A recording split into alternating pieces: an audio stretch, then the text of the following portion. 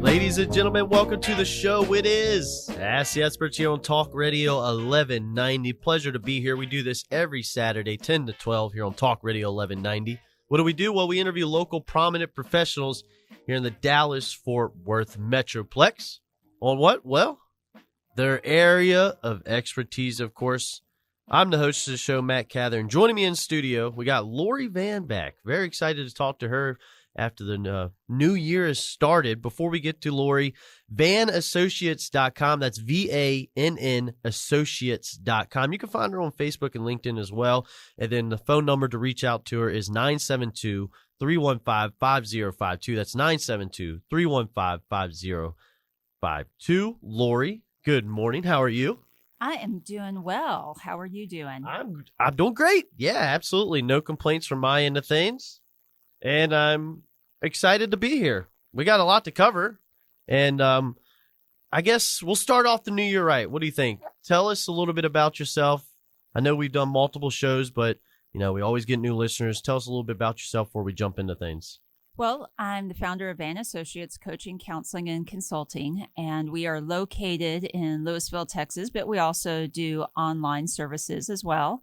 Also part of the Institute for Non-Suicidal Self-Injury.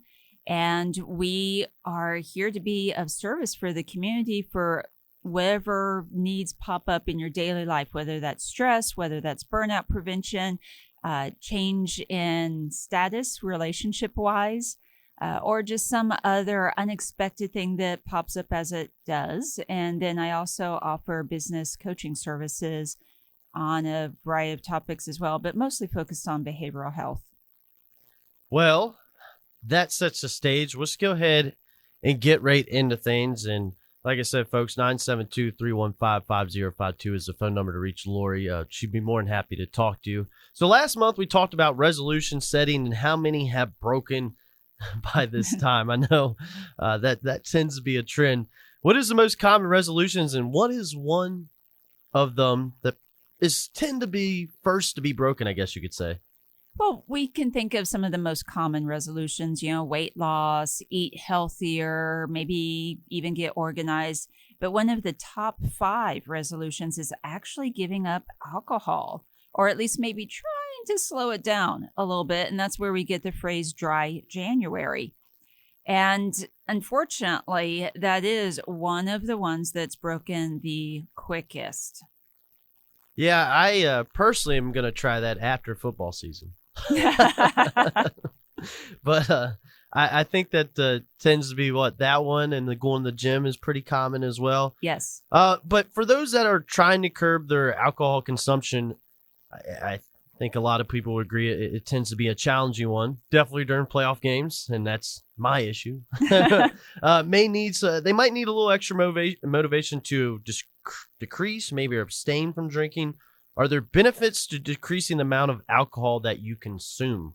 Oh, absolutely. There are so many different benefits, but I mean, of course, we can think of it helps lower your blood pressure, it aids in weight loss. I mean, hello, beer belly. Alcohol has a lot of calories in it. It can reduce your cholesterol. It can actually improve your sleep. Some people will drink alcohol thinking it helps with it, and it may help you get to sleep, but the quality of sleep is not the same when it's alcohol induced. So it's not as restful. And this was interesting to me. It can actually reduce your liver fat by 40%. And other things that might help motivate people, well, the thing is, if you reduce your alcohol consumption, it very well could make us for some better sexual functioning and save money. Well, those seem like pretty good benefits to me, I must say. Now, I know people really struggle with it. Like I said, the NFL playoffs are coming up. I'm excited for that. Now, if you're looking at a rough start to the year, which could be a common trend for many people, what can people do to get back on track if they're broken their resolutions or just been hit with a bad situation? Essentially, so they don't give up on the rest of the year. Because we're just getting started. We're only 2 weeks into this things, but we all know how this can turn out, I guess you could say. Yeah, because sometimes there's carryover from the previous year. Just because it hits midnight January 1st doesn't mean your problems all of a sudden go away. There are lots of things that carry on into the new year. And that can be really frustrating for people and actually, pretty, takes the wind out of their sails. Or just in the 2 weeks, things that you were optimistic about didn't come to fruition. So some things that I encourage clients to do is to get a piece of paper, and it's actually really important to write it down. Don't do it in your phone or on the laptop. There's something that's really beneficial of hand pen paper. And it's also when you do writing, you're using more parts of the brain, which means that the retention is going to be a little bit better. But I always encourage people when things aren't going well, you got to get up, you got to dust yourself off, reflect, and then you have to move on. So evaluate the situation you're experiencing, especially if it were a mistake that was made. What did you learn from it? There are learning lessons in everything that happens. And then try to reset that goal. So if we're talking resolutions here, this is in particular of like, why didn't it work? Why didn't it go through? And what are you going to do differently? Now you have knowledge. Now you have experience. So were you too ambitious with the goal? Was it maybe not ambitious where you just weren't motivated because it didn't seem like it was a big deal? But then you do what we call reverse engineering and you work backwards. So in writing all of this, you can see the end result when you do reverse engineering. You can see that here's my end game, and then working backwards from it. That's actually a lot less intimidating versus here's my goal, and now I'm going to start at square one and then try to figure it out how to get to the goal as I go along. That doesn't work so well. So you create the path with the end in mind instead of trying to figuring out the steps as you go. And plus, when you have it in writing now, you've got a visual reminder. You have something that's going to hold you accountable that you can see every day. And if you have some people that can hold you accountable that are trustworthy, that aren't going to give you guilt trips over it, because that won't help, then that's just another step of support. Yeah, and we've kind of talked about that in the past before, of putting yourself around a good group of people, because not only is it beneficial emotionally, health related. I think this is just another example of if you got a good group of friends, a strong family that really supports you, that will go a long way in this type of thing. Yeah, it absolutely will. And there's so much that's been written about that, of everything from the early Napoleon Hill stuff, that who you surround yourself with, the 5 people you surround yourself with, will greatly influence your level of success. Now, I was told you did a webinar yesterday, on imposter syndrome. Is that a phrase that we've been hearing more of? I mean, break that down to us, because I'm not sure I know anything about that, and I imagine the listeners are curious as well.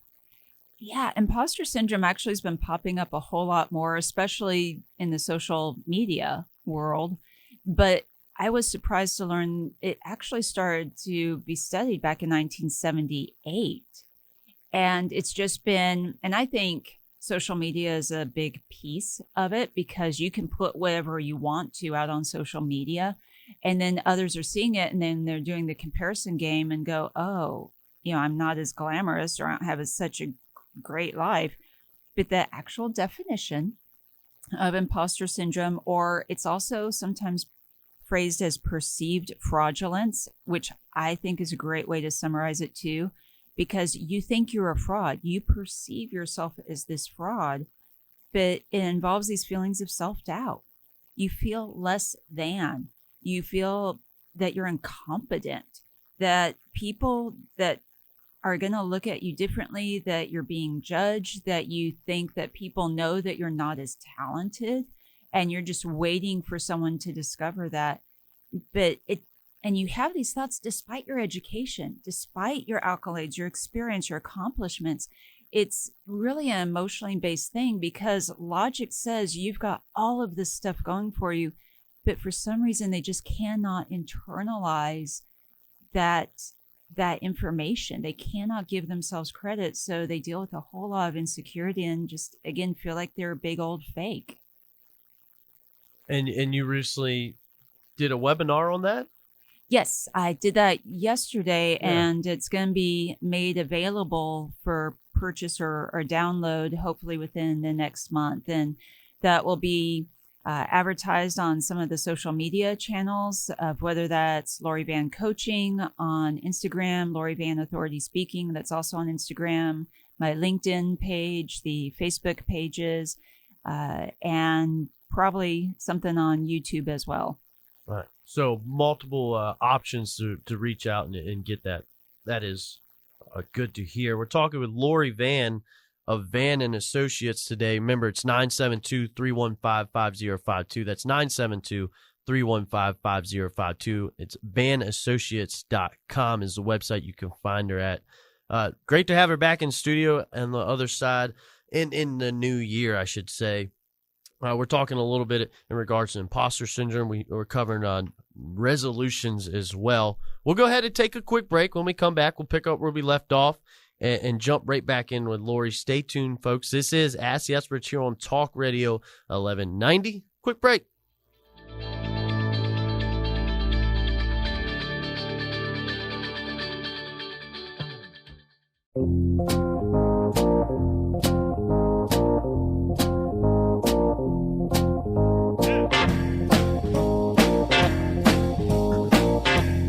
Welcome back to the show, folks. It's Ask the Experts here on Talk Radio 1190. I'm the host of the show, Matt Cather. Joining me in studio, Lori Van of Van and Associates. It's VANN Associates.com. You can find her on Facebook. You can find her on LinkedIn, 972-315-5052. That's 972-315-5052. A little bit of new talking in regards to New Year's resolutions, a little bit in regards to imposter syndrome, Lori, and let's build off that a little bit, okay? Imposter syndrome. Similar, I guess you could say, from what I'm gathered, it's similar to perfectionism or a form of that. Are there any traits that people, I guess, that some people are more prone to struggle with? Yes, it's actually imposter syndrome is a form of perfectionism. It's like a nuance, so to speak, and perfectionism is one of my expertise areas. But in regards to, are there certain traits that make people more prone to struggle with it? Yeah, and that applies for not just imposter but perfectionism both. So people that are high achievers, especially if they come from families of high achievers, we know that there's just that additional pressure sometimes. But I want to be really clear that you don't have to come from a high achieving family to feel this kind of pressure. Sometimes if, say, you're first generation or even second generation, there's that pressure of, but you have to be better than us, and you are the one that has to make our family successful. So you look at that piece of it. Interestingly enough, parents that were hot and cold, what I would say more conditional love, where you didn't quite know where you stood with them, where at one moment you are super awesome and you are fantastic, son or daughter, and then the next time you suck and that, you're terrible and you're never going to amount to anything. And so that really creates a lot of insecurity in that individual. And then you can have someone that, one of the signs with some of the types of perfectionism, because I've identified several types, is that they can't enjoy the experience, that they've had success, they've done well, but and what's the next thing? They can't give themselves credit for what they've done. I'm not saying rest on their laurels, but at least take a moment, take a pause and go, wow, yeah, I accomplished that. Woo. And they struggle to do it. Probably a big one are the worry warts, the what ifers is what I refer to them. Well, what if this happens? Yeah. What if that? And this could happen. Always planning for the worst or looking for any option, I guess you could say. Yeah. And man, the anxiety that it causes. And those with a history of trauma, I think, are more predisposed. Those that like to feel in control. I mean, everyone likes to feel somewhat in control, but this is like next level. And you often see people that struggle with anxiety and depression, people pleasers, those that are highly competitive. And I know that's a whole long list, but those are things that it's not one in of itself, but it's sort of looking at a cluster of those things. No, and I get it. And if somebody's struggling with this imposter syndrome, syndrome or trying to be a perfectionist at all times, really. Are there tips on how you can conquer that and move on with their lives? I'm really curious of this answer because I think maybe I'm wrong. You correct me if I'm wrong. Probably this is more common than we realize with people. Yes, it's definitely much more common, and the stats are really surprising. There's one study that went anything from like 9% up to like 80 something percent. But in female executives across all industries, we saw that 75% female executives and entrepreneurs reported experiencing this at some point or another. It's just that a lot of people in higher positions won't report it because they're afraid that if I admit that I'm having these feelings, I'm going to be judged and it's going to come down on me. But some of the ways that I try to address it, there's actually several different, methods, but I start oftentimes with what's called a Bill of Rights of what do you even believe about yourself? Do you believe you have basic rights, including I have the right to be a human and make mistakes? I have the right to not be perfect and to be genuinely me. So that's one thing that we go in more depth over. There's a basic pro-con list we go over of, well, take this thought and let's hash it out. Is there any evidence that actually supports this? And to see that in black and white staring back at you, and you have to acknowledge, okay, well, maybe I'm not 100% correct on this thought. We do a lot with I am statements of just building in that confidence that they didn't get elsewhere. And to hear them say, I am confident, I am capable, I am successful, whatever words they need to do. And there's a whole exercise we do with that, and involves things like the mirror neurons to really change it on a neurological level. In addition, I'll do some role reversals of okay, so you just told me all these things that you doubt about yourself. And so let's pretend that I'm your friend and I'm telling you that stuff. How would you respond to me? And almost always people are like, oh, well, I'd say this and this and this. I'm like, so why can't you tell yourself that? Why is there such this disconnect of you would be supportive for other people, but you can't be supportive for yourself? And that's a whole other conversation. A pie chart of, well, where are the other ways you define yourself besides just this job? And then, there's also things of listing their accomplishments. There's one individual, David Newman, he came up with a list of, well, what do people ask you about or ask you to do? Is there any consistency there? Because if someone asks you to do something, obviously they have some level of trust that you'll be able to do it. They think that you're competent enough to ask you for your opinion or to do this thing, but people just don't see it in those terms sometimes.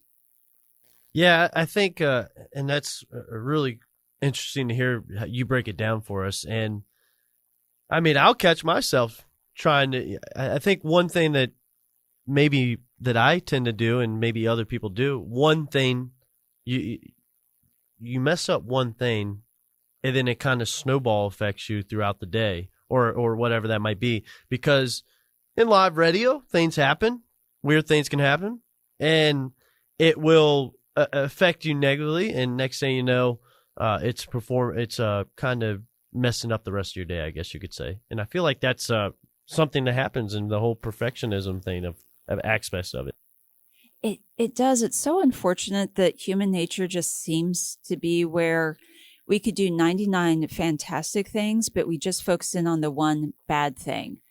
And it takes practice, and it takes just being cognizant that that's what's going on.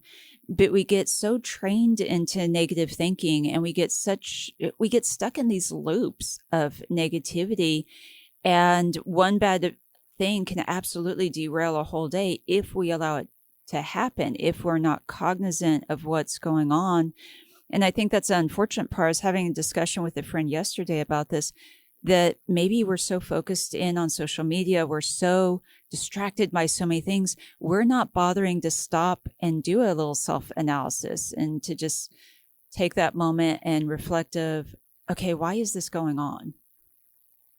I think the social media aspect of things definitely, that's a whole nother story, right? And we could sit here and talk all day about that.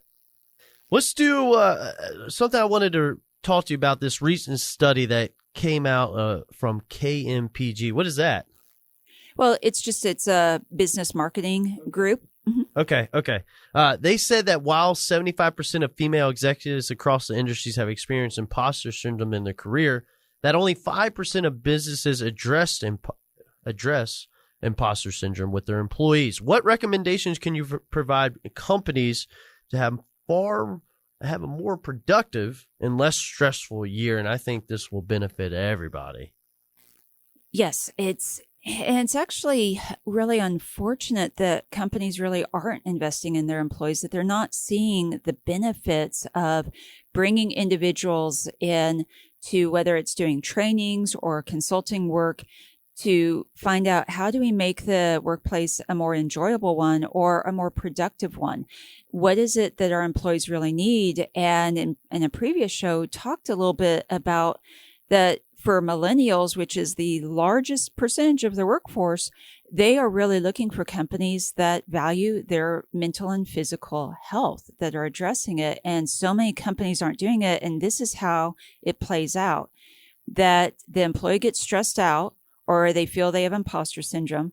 They won't try new things.